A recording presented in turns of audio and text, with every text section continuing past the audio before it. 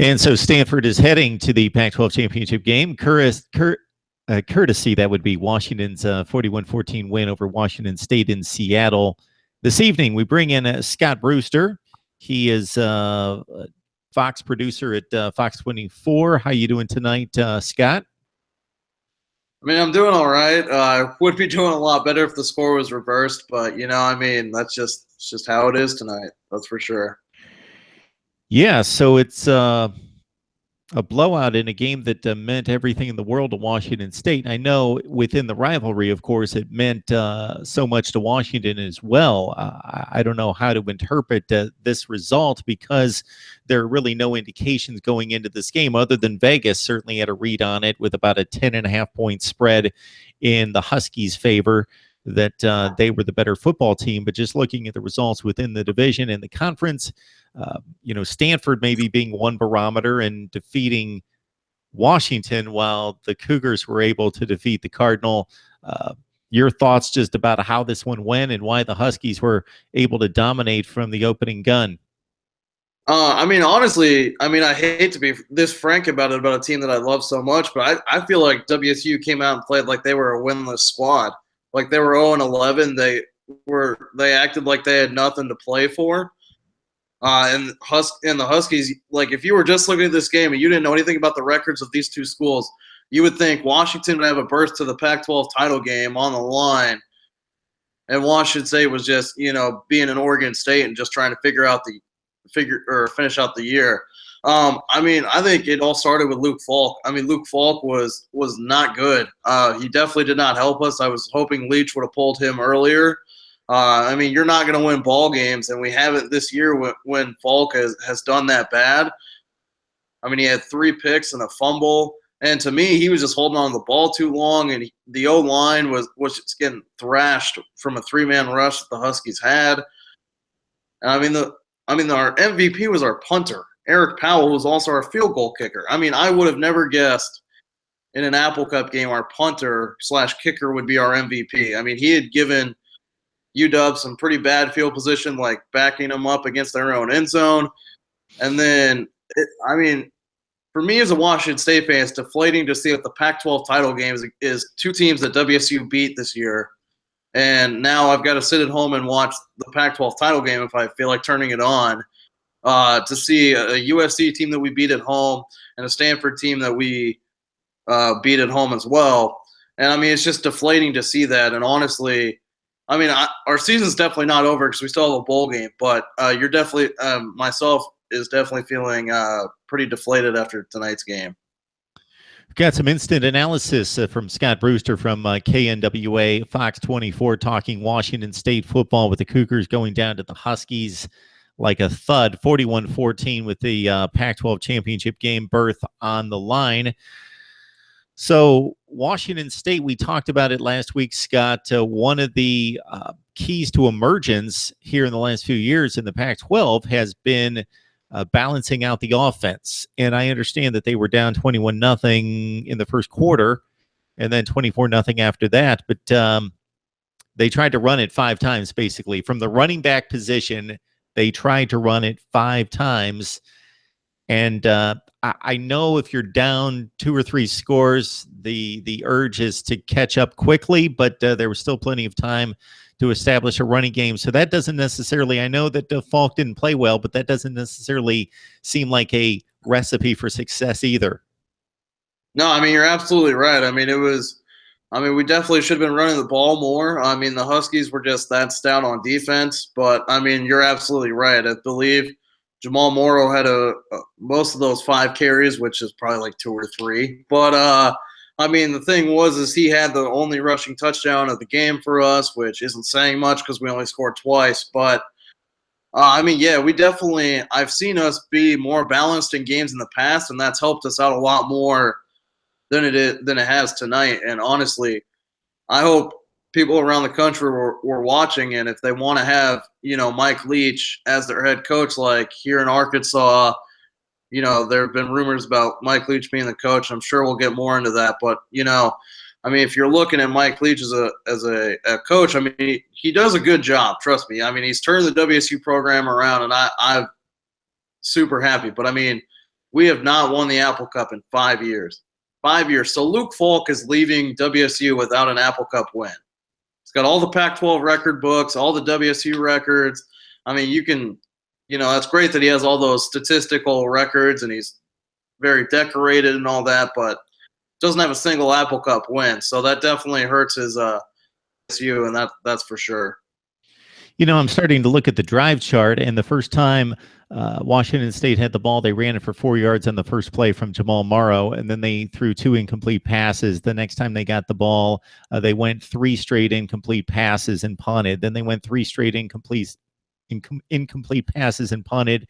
They got the ball back, and they kept it for 5 plays before a Luke Falk interception. One of those 5 plays was a run by Jamal Morrow for 5 yards. So at that point, they were down 21-0 that quickly because the defense was giving up the scores on the other end. So they had the ball 4 times and they ran it twice, and they picked up 5 and 4 yards. So I'm not understanding why they couldn't have gone back to that.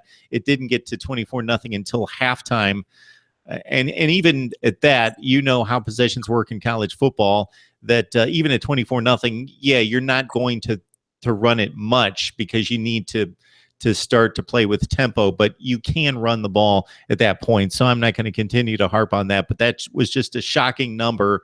The something like 57 pass attempts and 6 runs from the running backs. Morrow had 5 of them. Keith Harrington had 1, and 6 runs against like 57 pass attempts is pretty crazy. And that doesn't even account the sacks and so forth as being actual times that pass attempts were the play call. Washington, correct me if I'm wrong here. So Washington, since Washington State has been good, the Huskies have still won the series. They have still won the 3 or 4 last matchups since the Cougars have come to prominence in the Pac-12 North. They just seem to be more physically dominating. They seem to take hold of these matchups and just win the line of scrimmage and be the aggressor and be the more physically imposing team. Yeah, I mean, since the Fox had a graphic tonight during their broadcast, if you look at it, since Coach Peterson has taken over for UW, he hasn't lost an Apple Cup, and Mike Leach has won, I believe, is the 2012 Apple Cup. So UW has just been dominating more physically in just all aspects of the ball game. I mean, you look at how UW was on offense today. Jake Browning had 17 passes. He didn't even pass for 100 yards.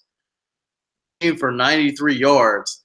But you have Myles Gaskin, who I thought, hey, UW, the way they played, or WSU, the way they played against Bryce Love, they did a good job containing him. I was thinking, you know what, we might contain Myles Gaskin. We might give up a rushing touchdown, but I think we might contain him. Well, Myles Gaskin has 25 carries for 192 yards and 4 touchdowns. And that just, basically was like, hey, the run defense that we thought that we had, obviously we didn't have. I don't know whether it was, the week off, improved, and it would have been a 42-0 loss if we didn't have a bye. 14 points just because we had a bye week and we, had an extra week to prepare to lose by 20-something instead of 40. But, we definitely just need to keep running the ball more and be more balanced. And UW just, I guess the air raid just doesn't work against them. I guess they have, the perfect defense to attack the air raid and have that upper hand in that battle. Joined by Scott Brewster, giving us instant analysis of Washington State's loss to Washington. The Cougars had the opportunity to make the Pac-12 championship game with the loss. Stanford goes. The Cardinal playing out of conference tonight against the Notre Dame Fighting Irish and playing an impressive fourth quarter in a 38-20 win. This is 5 consecutive wins in this series. The Apple Cup for the Huskies, 27-17, 38-13, 45-10. 45-17 and 41-14. You would have to say about the last 3 years, these teams have been relatively even in regards to their performances outside of this series, playing the other teams in the Pac-12. So it's just kind of a mystery that here we have 3 consecutive blowouts. Now, I know the one game, and I think it was the 45-10 game, Connor Halliday didn't make that game, and Washington State had to go to its backup quarterback. Or was that possibly Luke Falk was the starter as a sophomore, possibly. One of those games, you can clear that up for me, Scott. Yeah, actually, it was not Luke Falk. It was Peyton Bender, who was the backup, who now is the quarterback for Kansas. So Yeah, we see how Kansas. The game, but he played the game in place of, it was either Falk or Holiday. It was Halliday. Yeah, okay. That was the. Yeah, I think that was the year before Falk had started for Washington State, and Halliday had broken his leg. But I think it was the year before all that. So yeah, it was Bender was replacing Halliday, and like you said, 45-10. So you know how that game went. All right, Scott, we've got Washington State finishing up at 9-3 on the season. I believe there was the same record for the Cougars last year before they lost to Minnesota in the Holiday Bowl. So do you know of any bowl destinations that you're looking for? It might be another trip to San Diego for the Cougars, or possibly the Sun Bowl in Texas. Your thoughts about a bowl game and what you would like to see? Any particular consolation that would serve you a little bit better than somewhere else? I mean, I probably wouldn't want to go back to the Holiday Bowl. I don't think they'll take us anyway because of the way we played last year against Minnesota. So I mean, I don't know. I just don't think they would take us. So, I mean, I mean, if it's the Sun Bowl, that'd be fantastic because someone who lives very far away from Washington, who lives in Arkansas, and if they're going to play in Texas, that would be fun for me to go down to and go to the game. But I mean, I don't think the Holiday Bowl is going to take us back because I don't think bowl games outside of the big New Year's Six bowl games like to have the same people or the same teams that they have the year before.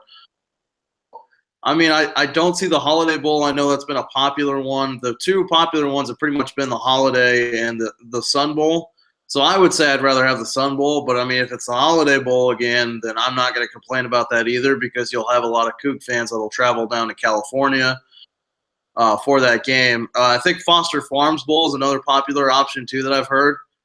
I wouldn't mind that one either. The Foster Farms Bowl would be a decent one as well because that's also in California, and Coug fans travel well, so I would definitely be looking forward to that one or the Sun Bowl. Those are probably the two. If I had to guess, those would be the two that I think are, hey, those are probably the odds-on favorites if you were a betting person. Yeah, so once we get past what used to be the BCS games, the New Year's Six games, you've got the Alamo Bowl against the Big 12 opponent. You've got the Holiday Bowl, as we mentioned, most likely against the Big 10. Another Big 10 matchup in the Foster Farms Bowl, a game that we've seen UCLA play Nebraska, Stanford, Maryland, etc. in the past few years. I believe it was Indiana, Utah last year.